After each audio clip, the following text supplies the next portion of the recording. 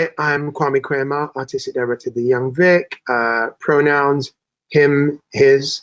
I'm black. I'm 6'2". I have on a light blue top and a dark blue vest. I think that's me. Over to you, Seb. My name's Seb Chan. My pronouns are he and him. I'm a half kind of a Chinese New Zealander in my late 40s, wearing a dark blue shirt. I have greying hair tied in a top knot, and behind me is a pink and a blue painting in a fusion of Thai kind of traditions and street art. I mean, one of the things that fascinates me about you, Seb, is that you understand technology. You are way ahead of many of us in investing in thinking about what our digital art life might be like. What's happened during the last near 18 months that you think is going to stick with us for the foreseeable? Yeah, look, I guess the last 18 months, from my perspective, is one where I think all cultural institutions and artists too have really begun to realise that there's a huge focus back on I guess purpose. So people are asking now, why are we doing this? Why are we showing these works? Why are we presenting this? Why am I creating this? And there's a big focus on why, and I think that's very exciting, because it's really the sort of reminder that time is very precious to us, and we need to make kind of the most of it. And I think some of the things that we just were running on autopilot on have kind of we've been asked to reconsider those, which I think is really good. I think it's also really hard, and you know, I think it's also that sense that we've realised that art and creative practice isn't fixed, and so that interplay between the creator, the institution that's presenting, maybe it's a gallery, maybe it's a theatre company in your context, and the audience, there's a much blurred relationship there, and I think the awareness of that has come forward. I mean, I think art, like history, is fluid, isn't it? I'm really interested in, though, how we now feel. What or is there even a legitimate way to take in art? So for me, live theatre will always be the thing, right? I love it because, unlike other mediums, or other dramatic mediums, I get to see the 3D being in front of me reflecting back that story. I get to see the spittle and smell the funk in real time. You know what I mean? And Totally. But now I think the question is, now that the camera has come into our institutions, and mainly for access purposes, how is that going to shape the art that we make? Who will we be making the art for? For the live? For the person coming into your museum? Or for the millions that can access your work through a portal? Yeah, look, I don't know that that's resolved. I think it's a little bit like the arrival of film, that, you know, film arriving in the early 20th century or late kind of 19th century. Cinema didn't replace theatre, and streaming hasn't replaced cinema. TV didn't replace radio. These things sort of aggregate on top of each other. But I guess sort of the access piece is interesting, because it is a different type of access, and I think a lot of the longer term studies that are just beginning to emerge out of COVID is yes, of course, audiences have broadened, but not perhaps as much as we might have hoped. Access is still very constrained to people with an interest, and I think that's one element that, you know, we've been working on, both you and I, in our practices for many years now, is broadening that desire for the type of works we enjoy. But what's happened now is a sort of sense of repetition. So it's easier to access the same things or the same type of things multiple times, And also, I think also the sort of sense of being able to pause. I remember my kids went to the cinema before COVID, and they were very annoyed because there was a little kid in front of them in a cinema who, and perhaps it was their first time at a cinema. I was like, Dad, can we hit pause? I want to go out for a bit. You know, I was like, so it's sort of interesting, the sort of sense of the norms of how audiences are meant to behave. I think it's interesting. But this has been, you know, I guess COVID's just brought that into sharper relief. And in the museum sector, though, how are you adapting? I mean, and again, as I said, you've been on the forefront of this, but how are you adapting to my rather old school, that painting, rather wonderful piece of art behind you? I can see digitally right now, and I can appreciate it, but there's also a part of my brain that says I'm only receiving 20% of its true power. How are we negotiating that space in this, I don't know, in this new digital world? Yeah, look, I think the digital space is about quantity, and it's that quantitative experience. So perhaps this painting by this local Australian Thai artist, what you're seeing is one of them, but ideally within a digital space, you could see all of his works and compare them across time and across place, and zoom in on the influences from Thai kind of mythology and see repetition, the things you couldn't necessarily do if you came here and saw just one of it physically in my house or in a gallery space.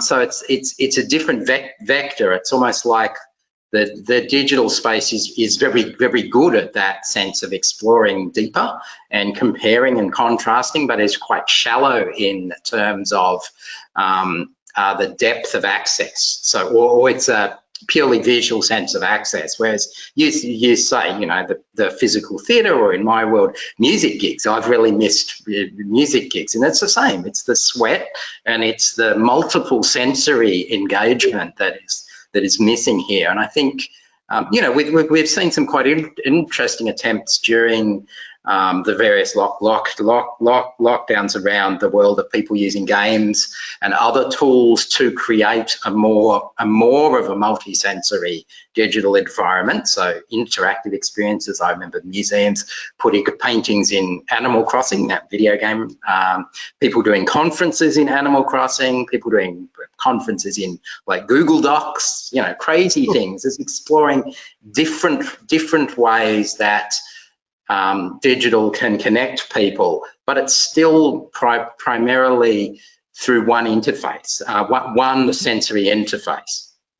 It's interesting because here at the Young Vic, we're dancing with, you know, with those rather large questions, or at least we think they're large now, right? We'll look back tomorrow and go, it was really simple. Why were they pontificating on it? But you know, I'm just about to open our first live show in, again, what will be almost 18 months. And it's really interesting because for me, the big driving thing or driving theme is I want to present something that is very distinctly theatrical, that you cannot get by watching at home, that you cannot access by looking it through a camera, while at the same time kind of creating a new system. We're calling it Best Seat in Your House, where we'll have multiple cameras on the set that people at home can kind of switch angles as if they were switching seats in the theater, something they physically couldn't do in the theater, so that they were moving from the back of the auditorium to the front of the auditorium, etc.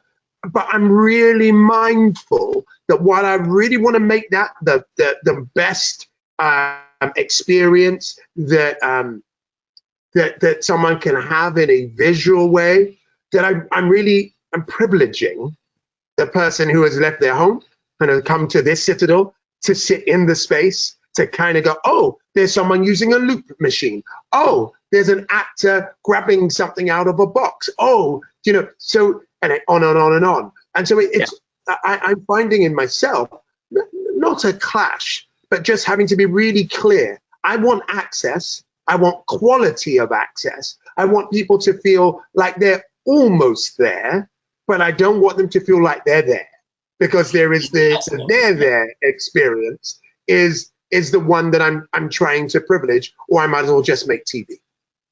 But you are playing on some of the affordances of digital by allowing the remote viewer to change cameras and to explore the set in a different way. I really like that. Did it change the way the production was written? Did it change the way it was performed or is performed? I think I have to say no, and only because I think we've had so many COVID protocols in terms of rehearsals. The actors can only be together for 7.5 minutes on stage in close proximity. During rehearsals, we can only do XXX. That I've tried to not have that impact how we perform the show very much. And then, and this might be rather foolish, I'll discover this later. Only now, we're just about, as I said, we're about to go into our tech, will I begin to start thinking about how I'm going to capture it with the cameras. And so I think in a kind of way, I wanted to build the show and then adapt the show or not even adapt, but then tweak it for our cameras. So I think that's the long answer. The short answer is, I don't know yet. Yeah, it's a really interesting experiment. I think, there's also, I guess, the other piece that I'd love to see what perhaps a, volumetric capture of a performance might be. So, in fact, capturing not just with the cameras you have, but actually creating a full 3D capture of the entire set and stage during the performance and all the performances, so that the audience could be on stage with the performers with virtual cameras and those sorts of things. Because I imagine that's where things are starting to open up, and I'm interested in what that creates for you as a director, where you're constraining the frame of the performance, but actually volumetric capture would allow that to shift. It's very interesting, because I think absolutely that's the way we're all heading, right? I'm fascinated with AR and XR, and I think there is going to be something about exactly as you framed it, about audiences wanting to be in the kitchen, not just observing the food being cooked. You remember, like, we kind of went through that 90s, early 2000s, let's see the kitchen when we go to restaurants, let's see how our food is cooked. Doesn't it add to the pleasure? I think the next stage is we actually want to be in there cooking with you or watching, and watching how it's cooked from close up. Whether one likes that or not, and whether the chefs are going to go bloody crazy. But I do think I find myself as a director liking to leave. I like leaving my seat. I don't like sitting behind a desk. I want to get up and I want to stand on the floor sometimes. I want to direct from the inside sometimes. And so therefore, it's quite natural for me to want to think about an audience member doing the same thing. About an audience member going, here is Hamlet, and I'm looking at Hamlet there, and now I want to go behind Hamlet and look at actually the audience looking at Hamlet. I want to move her up and above and see what's in the light, what's in the grid. I want to be able to move around, and so that doesn't trouble me as a director. I think that's the way it's going to go. I think part of the negotiation we're going to have to think about is there will be a generation of artists who will be very used to this kind of access, and in fact can innovate. And there's a generation of artists, and again generalities, but that I think access in that way will disturb the creation of their art. And so how we and who we dance with as curators, and how we introduce access or not, I think is it's gonna be a really big thing that we have to think about. Yeah, it's fascinating. I mean, there's in video games, there's a whole, I guess, style of pulling kind of video games apart. And there's a YouTube channel called Boundary Break, which actually takes video games and then it hacks the virtual cameras, so you can zoom out and see the construction of levels and the design of set pieces within a game. And it's interesting because that only really works if you've actually played the game in quotes the proper way first. So I wonder whether the sort of virtual camera access in that expanded sense is going to make most sense for people who have seen the production in the way it was intended, and then it's almost like a remix. It's almost like going behind the scenes, and so it only I think that's fantastic. So to jump in there, I think that's fantastic. My issue with that is, and the remix is great, but you kind of have to know the original, as you've said, to fully appreciate the remix, or even the color. And so the question is, certainly in my business, the way around that is to assume that the audiences knows the text. So that kind of leans itself to classical work from the Western canon, and or classical art again from the Western canon, and that by itself then begins to stifle new work and its relationship with technology, or work from outside of the narrow boundaries of European classicism. And so I think that's going to be another thing. Do you say you can only access it once you've seen it the right way? You're absolutely right. I think that's problematic. Nothing is impossible, but I think you're asking people to sit through a narrative twice if they haven't seen the original. And I don't know how many days or how many hours in the day we have to see nearly everything, twice. Yeah, and look, I guess it's a little bit like sampling in music, that those samples, the early days of sampling really riffed off your awareness of the source material. But then later on, sampling creates its own sort of aesthetic with micro sampling, and also the reactions to all of the debates around the legality of sampling in the early 90s, particularly in American hip hop. And I guess that sort of sense that nowadays, if you're not licensing samples, the idea is that the samples are so microscopic. They're buried. So they become textural. And I wonder whether it is just a matter of time before the sort of aesthetics of for want of a better phrase, the sampled camera becomes an aesthetic in its own right. So you know what's interesting about that? There is there's a young group of Nigerians, and they're like from 7 to 16 or something, right? I think they're called runners. And what they do, they've got this wonderful, it's hip hop film. So they take action sequences from famous action movies, and they play that on the top half of the frame. And then the bottom half of the frame, with all its production values, they're in their kind of compound in somewhere in Nigeria. And they're acting it out, like beat for beat, stunt for stunt. And it's like, I mean, again, bypassing the legalities of, can you do that? The art is magnificent. It's so fascinating to work out, or to even attempt to deconstruct how they recreated that stunt, how they chose that piece, how they went, oh, we can do that bit, but we can't do the other. I mean, it has from helicopter fights to martial arts to, I mean, and it's, again, it's the first time I've seen, and I mean, I know there's a few people where I'm seeing what, quote unquote, they call the developing world, which many might have actually called sections of the Bronx and Brooklyn that created hip hop out of a West Indian sensibility. That to be able to take the tools of the complete, deconstruct it and reconstruct it for the media age that we're living in.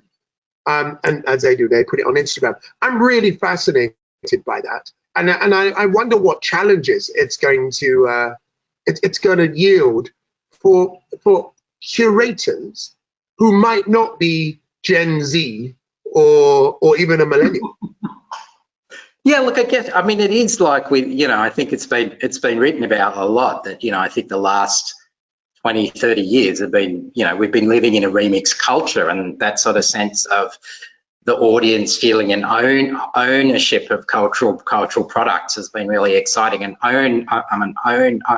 ownership that's mixed with the technologies of remix, and it's sort of sense that artworks are no longer fixed, and this sort of sense that nothing is fixed. It is all an interaction with an audience, and that interaction happens across time. And once things become recorded media, or even broadcast media, that remix is part of how that work spreads and how that story is retold and recontextualized, and new meaning is made out of that. It's a conversation with a very technologically savvy audience using tools that are cheap or free. It's really I've got to tell you, bro. I've got to tell you, Seb, I had to write that down, bro. I wasn't on Instagram.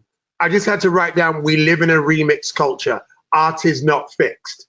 And I love the idea of living in a remix culture. And we have to remix because our last couple of hundreds of years, certainly here in terms of Victorian supremacy, remixing history to give itself a certain narrative.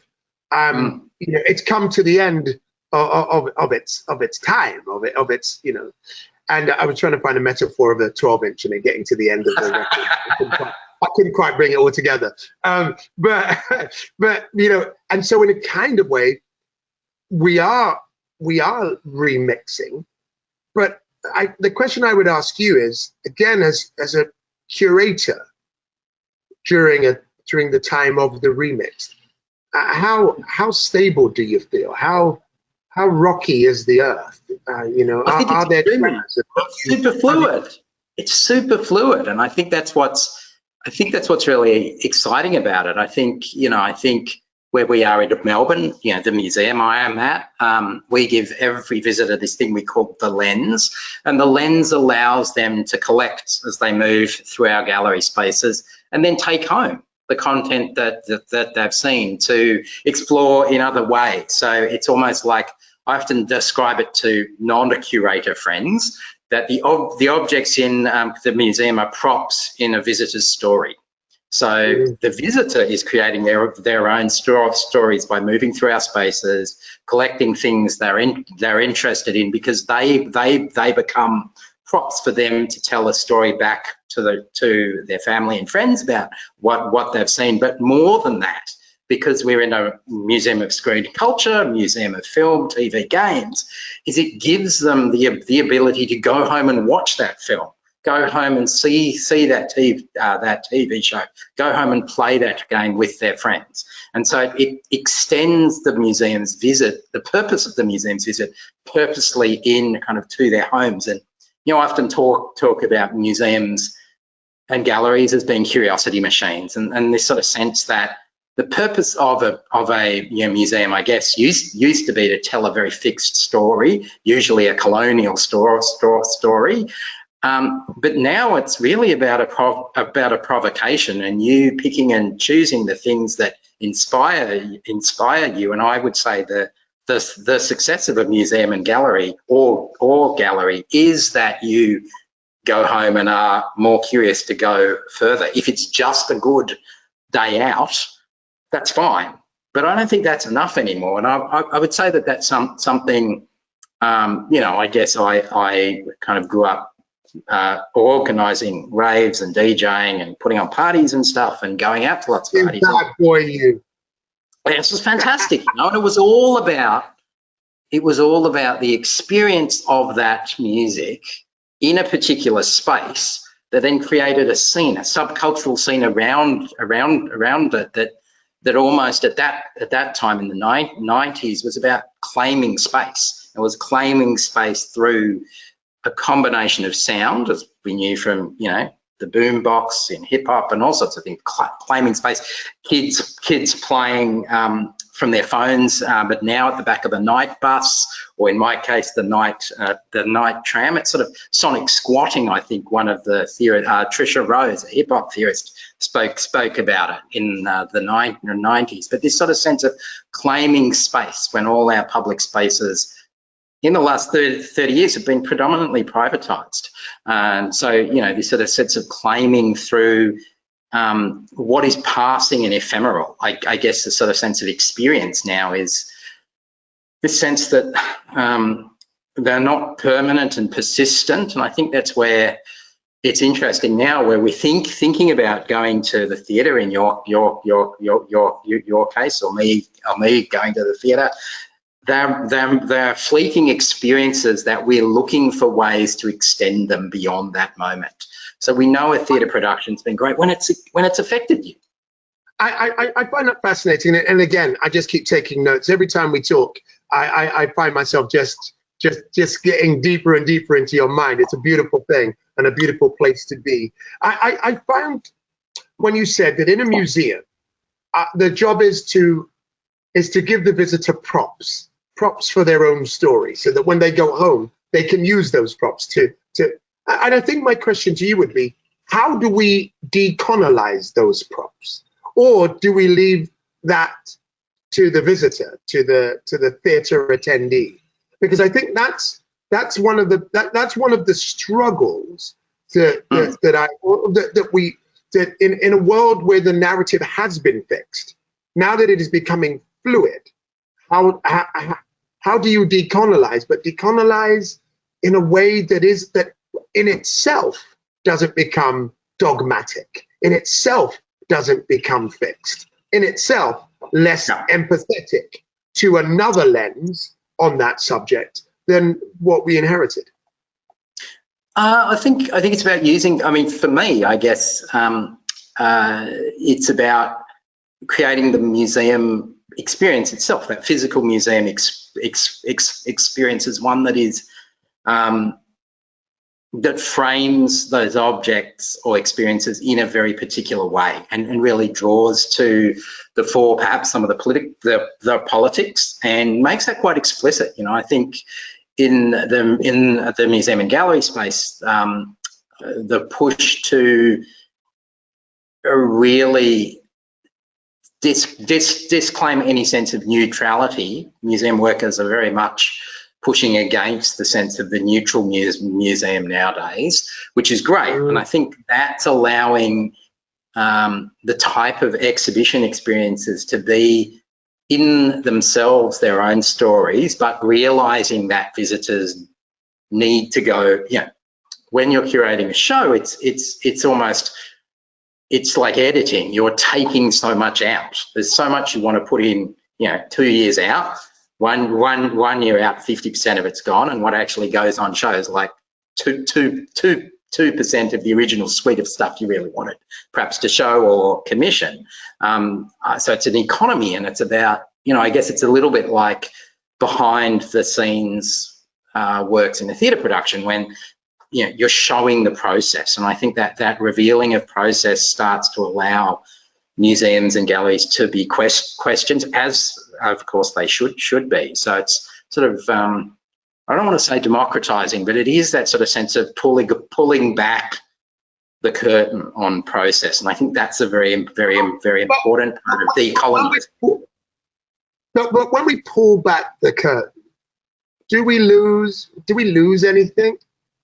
Do we lose magic? Changes. Yeah, maybe. I don't know. I mean, I think one of the interesting things, I got really interested in, I guess, stage magic, I don't know, since I was a little kid, but then I got interested in it again sort of in the early 2000s, and I was really interested in how stage magicians would adapt to YouTube.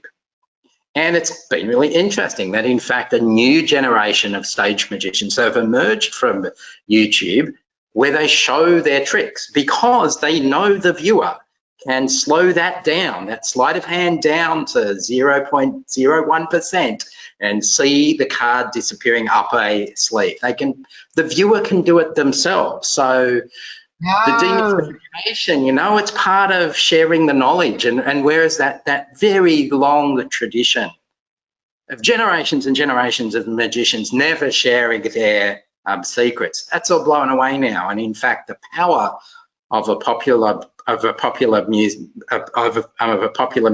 magician now seems to come from showing how that trick was done. So it's sort of revealing process. How interesting. I always find myself fascinated with the world I inherited and the world I'm passing on, and how I thought, on the whole, the world I inherited was flawed. How I thought that they were all idiots, and that I knew everything, and that I was right. I could see it. And now I'm a gatekeeper. I'm really mindful of the gaze of the generation behind us going, that's wrong. They're doing that wrong. I could do this better. I'm looking 5 years ahead. Can we even think what our worlds are going to be like now that they've been impacted by access, by the digital? Can we even dream about what those 5 years will be like, or 10 years will be like? Or should we just remain fluid? Should we just remain feeling the moment and surfing the moment, and knowing that we have an innate ability to adapt? How are you negotiating that? I guess I'd say that it's our job to ensure that the next generation has better tools and better access to ask those questions, and better ability to pull down the things we've created and build them in their own forms. And I guess the other pressing thing, of course, is climate crisis, and the sort of sense that we want people to see and make and experience art that helps them come to terms with climate crisis and all the other things that will come from that. That is really humanity's biggest everywhere challenge. It's not, you know, each smaller geographical region has its own specific challenges, but climate seems to be the one that will bind us all together again. Give people the ability to imagine different ways and experiment. And I think that's the key for me, is that it's great to help create environments where people can imagine alternative futures, but you've also got to give people the tools to experiment with those alternative futures themselves. And that's, to me, one of the powers of museums, galleries, creative places, theatres, anywhere where creative practice is happening, is if you can open up the tools of creation as well as the imagination space, it's a fantastic mix. If it's just one or the other, it's missing something, you know, it's missing that, you know, you can give people a space to dream, but if you don't give them the tools, then the dream remains a dream. But if you just give people the tools without the imagination, you end up in the engineer's world, which is, I think, as we've seen with tech, what we're trying to get out of. I really like that. I think you know, what I've taken from what you just said is one needs to worry less about making sure that they are standing on shoulders, and more about using our tools to sharpen their tools. You know, that we need a world where our artists are able to kind of know that it's their job to do the thing that we couldn't do, to see further than we could see. And that you know, I'm in my office at the moment. I never really call this my seat. I call this the seat of the artistic director. Because the truth of the matter, it's not me, right? Yeah. Not me. When I'm gone, this seat will be here, God willing. And so it's just keeping it warm, and and keeping our tools as sharp as possible, so that so that we can hand it on, at least in reasonable nick, so that they can rebuild. I mean, Seb, I'm just going to say again, and I've said this 3 times, bro. Every time we meet, every time we get to talk, I just wish I could jump on a plane and come and spend like days with you in your museum. But we're looking at the planet. Seb, I can't wait for us to hook up, bro, in the flesh. Yeah, man, it'll be great. It'll happen. It's got to happen. It will. It will. See you in 2025. Indeed. Peace and love. Hopefully sooner.